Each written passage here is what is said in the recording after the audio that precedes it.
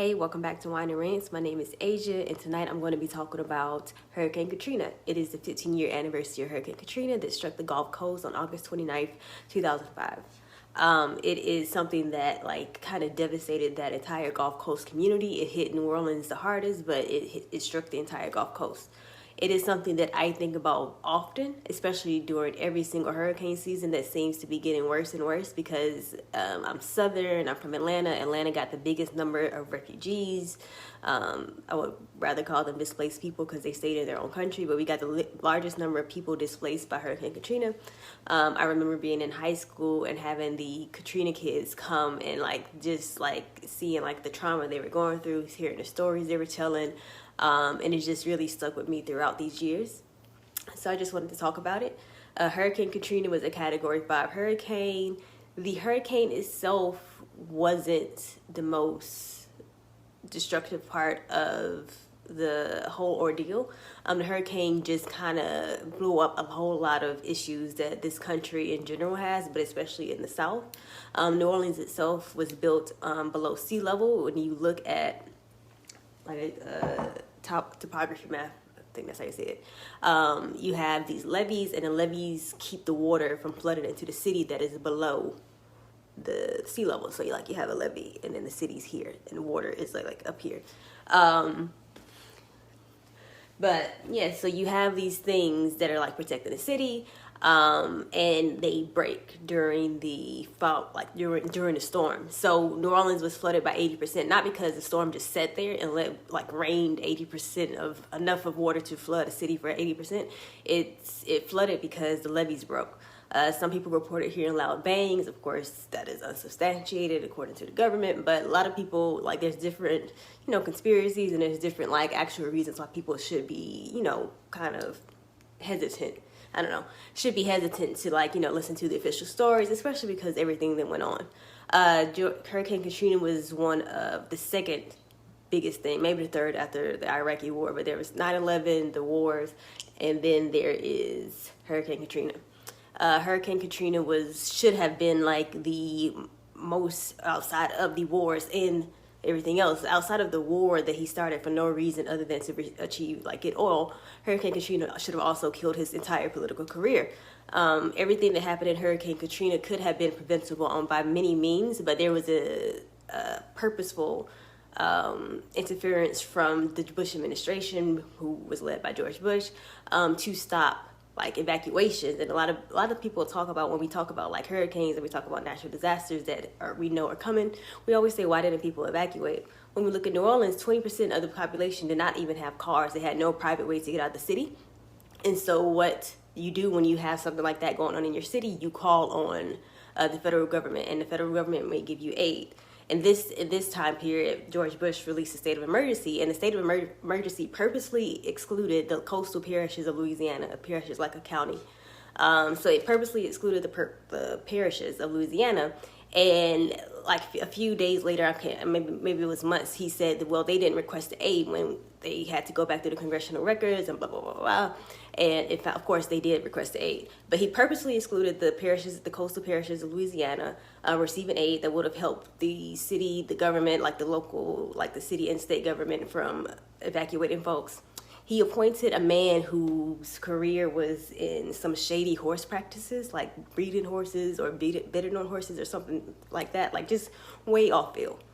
We talk about somebody who need this is a very crazy thing that's happening. So you needed somebody who had experience in disaster release. He specifically picked somebody because of nepotism to take over, who was breeding horses and was actually ethically banned from whatever kind of horse stuff there is. So that was happening. This person, he was elected the head of FEMA, selected as the head of FEMA. And FEMA is also something that back in 2005 was just catching hell from every side, because they purposefully just destroyed any efforts of any type of relief, especially the evacuation relief. FEMA told state government to stop, to not use their school buses. There were 500 school buses ready to pick people up and get out of the city, and they didn't let FEMA told the state not to do that. There were private aviation, private planes that were coming in to try to evacuate people. FEMA told them not to come. There were even Amtrak also had like a lot of space, and FEMA just kept saying, no, this is not necessary. They basically trapped people into New Orleans just because. And New Orleans is like accessible by bridges, so like it's only so many ways you can get out during a flood. So they purposely trapped all these people in this city, and that was just the beginning of it. That was before the hurricane even hit. This is like in the preparation for the hurricane when they could have been evacuating people. The hurricane hits and people, it is just pandemonium. There's water everywhere. The most flooded areas are the black neighborhoods in the city. The most hard hit neighborhoods, just in terms of just like not being able to reach any type of aid, are the black neighborhoods in the city. The people who have to stay in the Superdome that had a whole other set of issues were mostly black people. The news at the time, because I remember all of this as it was happening, because I was like 14, and this is like one of the first big news things. Well, actually, it was growing up in that time, it was the 9/11 war, Hurricane Katrina. But like growing up in that time, I just remember seeing the news, and like all they were showing, it wasn't really about the destruction of the city, the destruction of these people's homes, the destruction of their livelihood. It was about looting. So you have this disaster hitting this city. These people are trying to find anything that can save them. Be it shoes, because you need shoes to walk, be it tissue, be it water, like bottled water. They're going into stores and they're taking what they need because they need it. But the whole news thing, like the whole news cycle, no matter what channel you turn to, was all looters. Why would they be stealing this? Who cares if they stealing it? You're talking about waterlogged shoes that they won't be able to sell it in the first place. The companies, all this stuff is gone. It's gone. There was a flood. They have insurance. But that was the 24-hour news cycle. The people are looting. Like, oh, they aren't really suffering if they have time to steal, when this is probably the best time they have to get any of their supplies because the government has failed them. There was even like during aid, once people realized how bad it was, Walmart tried to send in aid, and FEMA turned Walmart around. They said, we don't need your water, we don't need your food. One of the biggest causes of deaths, not just was drowning, but it was dehydration. You have people who are surrounded by water and they have nothing to drink. People were dying of dehydration in the Superdome. They were dying of dehydration in their own homes. It was just a lot going on, and then all of this was prevented by the administration. People were dying in hospitals because there was no power. Dick Cheney himself called like 2 power companies and had them redirect power from a hospital to an oil company. And then that was, all the stuff is on there. So it was all these purposeful attempts to basically kill these people. Outside of the federal government, the New Orleans police, I guess NOPD, abandoned the city. I don't think they would have been helpful in the first place, because you don't need police with guns to help people through a disaster. But during a hurricane, like half of the police, the force just abandoned the city. It may have been more than half. Then the jails, the prisons in Louisiana, they just left the prisoners there basically to die. They also left their own correctional officers in there. And there is a report from, I think it's at the ACLU, I will put it in a link, that has 500 prisoner accounts of what was going on in Hurricane Katrina. There was reports of bodies floating in the water. The prison system denied that. They said no, there were never been any bodies, but the water was up to their necks. There were people who couldn't receive their medicine. There were people who, there was no food because they were flooded. They were just stuck in cages for days, if not a week. And when they were let out of these flooded cages, they were put onto a bridge where they were tased, they were harassed, they were spit on, just because they were prisoners. And I don't want to distinguish what kind of prisoner anyone is, but we're talking about New Orleans. We're talking about people who may be in jail just because they got drunk on the street the night before. We're talking about people just from the French Quarter. We're talking about shoplifters. We're also talking about maybe murders and stuff like that too. But that doesn't mean they should be left to drown in a prison. And a lot of the people dispute whether or not the body count includes these people who were seen drowning. Even the correctional officers said they saw bodies floating, but those people are not included in the official count. The official count, I believe, is between 1,600 and 1,800 deaths total. Most of them were elderly people. Most of them were elderly Black people. But there's a lot of issues that were going on that a lot of people dispute the true body count. There's reports of people in one neighborhood, and I cannot pronounce French words, so I'm just going to say it, the Algiers Point neighborhood, and that was a mostly white neighborhood that was barely untouched by the floods. So it was untouched by the floods. So people would try to walk through that neighborhood just to get somewhere else that was dry, and the white people in the neighborhood would have guns. There were reports of them actually shooting people, killing people. And one man said that they chased him down, calling him the N-word, shot him in the arm. And those deaths, or how many people who died from that aren't included. One man said he shot 38 people, and then they were all worried about looting. Again, these people are just trying to survive. They weren't going to, like, who knows, like, it's just ridiculous. Like, we still living in this day, and like even today we're dealing with all these people who are just so hysterical about looting. Private property is not worth anybody's life. So you worried about somebody doing anything, no matter what it is, you don't get to just shoot black people in the street. They put out signs that any black man to come down the street, he will be shot. So you just had all these issues. There's even like American Sniper, that movie Bradley Cooper plays. He was one of the people who were like set up as snipers in New Orleans to shoot looters. We're talking about damaged, watered property. We're talking about people to like getting toilet tissue for their babies, getting water for their babies, getting shoes so they don't have to walk around in muggy shoes. So this is like who was really causing all the chaos in New Orleans.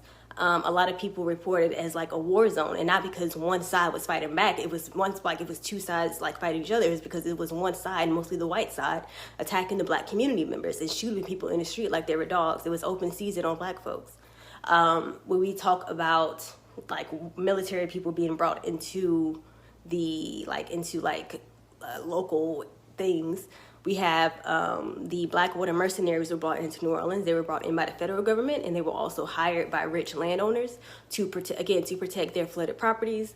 There are reports of the Blackwater mercenaries shooting people, but they're mercenaries, so there's nothing that people care to do.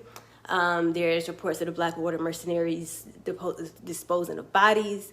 The man who said he shot and killed 38 people said the Coast Guard disposed of those bodies.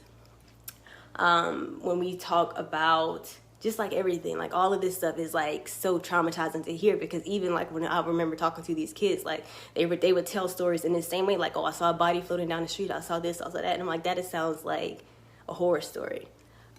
We had Representative Cynthia McKinney, who was representative here in Georgia, and she like took over like the story. She was like one of the biggest persons in the government to like fight for the people in New Orleans, because like I said, Atlanta had took in so many displaced people, so she decided to like take over the story.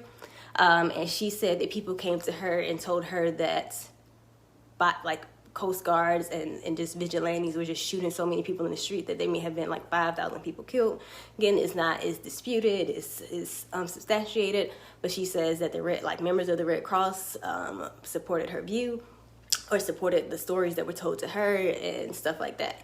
But like, you just have all these crazy stories. You have there are people being prosecuted now or being investigated by the Department of Justice for it. There were police shootings. There was I believe those officers got off. There was like 3 officers that just shot people. They were shooting men point blank range on a bridge.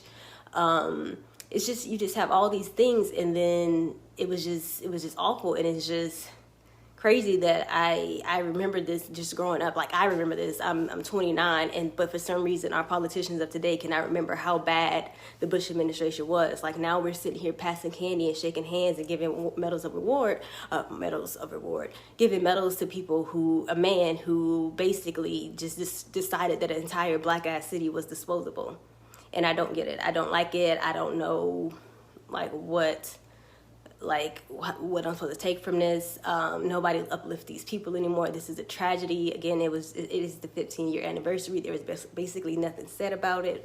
And these people, you want these people to believe that you care about them. You want these people to vote. You want these people to do X, Y, Z. But these people, at this point, I believe they deserve reparations. I believe they deserve some kind of support, because it's messed up. Up until, I think even this year, the public housing that was destroyed, which is pretty much all of it in New Orleans, was not restored. HUD just said, nah. There's been presidents afterwards that could have restored it, but he didn't. So public housing in New Orleans was basically wiped out. And this is something that also opens up a conversation about disaster capitalism, which means when a disaster happens, all these vultures they have the opportunity to dive in and do land grabs. So New Orleans today is like dealing with a lot of gentrification. There are like a lot of Black people did come back, like they there, they thrive, and they have beautiful cultures, but a lot of people didn't make it back. And it's just, and most of those people who didn't make it back were Black. And so I just want to think about those people. I want to uplift those folks. Thank you for joining me.